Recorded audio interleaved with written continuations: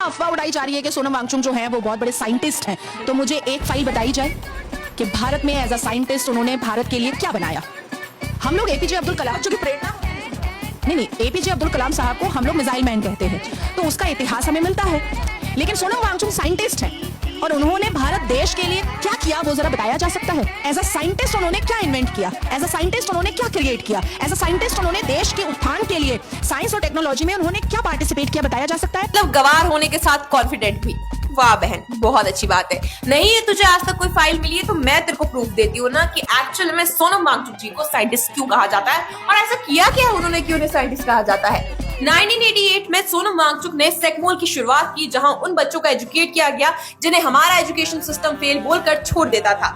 1994 में उन्होंने operation new hope शुरू किया और लद्दाख के गवर्नमेंट स्कूल्स के एजुकेशन सिस्टम को इम्प्रूव करने में बहुत बड़ा रोल प्ले किया। 2013 में उन्होंने आइस स्तूपा जैसे रेवोल्यूशनरी टेक्नोलॉजी डेवलप की जो विंटर का एक्स्ट्रा पानी स्टोर करती है और समर्स में फार्मर्स को इरिगेशन के लिए पानी देती है। इसके बाद उन्होंने पैसिव सोलर हीटेड बिल्डिंग्स और सोलर हीटेड शेल्टर डेवलप किए, जिससे लद्दाख के लोगों और हाई ऑल्टीट्यूड एरियाज में तैनात इंडियन आर्मी के जवानों को बिना ज्यादा फ्यूल के एक्सट्रीम कोल्ड में रहने में मदद मिली।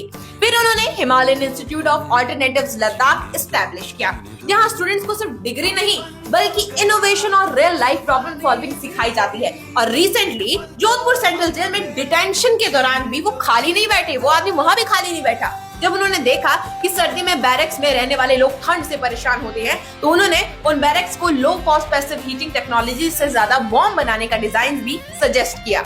मतलब जहां लोग सिर्फ प्रॉब्लम देखते हैं वहां वो व्यक्ति सॉल्यूशन ढूंढता है। फिर उनके काम को सिर्फ इंडिया में ही नहीं पूरी दुनिया में जाना जाता है, अगर तुम्हें ना पता हो तो। और 2016 में उन्हें रोलेक्स अवार्ड फॉर एंटरप्राइज और इंटरनेशनल टीरा अवार्ड से सम्मानित किया गया। वहीं 2017 में उन्हें global award for sustainable architecture मिला। 2018 में उन्हें रमन मैग्सेसे अवार्ड, जिसे एशिया का नोबेल प्राइज भी कहा जाता है, उससे नवाजा गया। इसी साल उन्हें eminent technologist of Himalayan region का भी ऑनर दिया गया।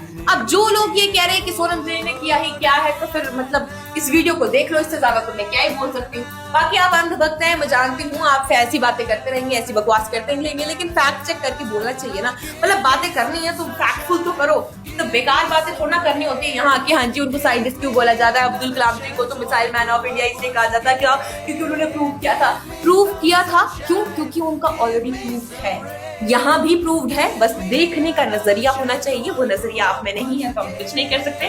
लेकिन एक व्यक्ति जिसने इतना देश के लिए किया, उसके बाद आप ऐसी बातें कर रहे हैं तो मैं आपको कुछ नहीं कह सकती। बट आपने प्रूफ मांगा, मैंने प्रूफ दे दिया। बाय।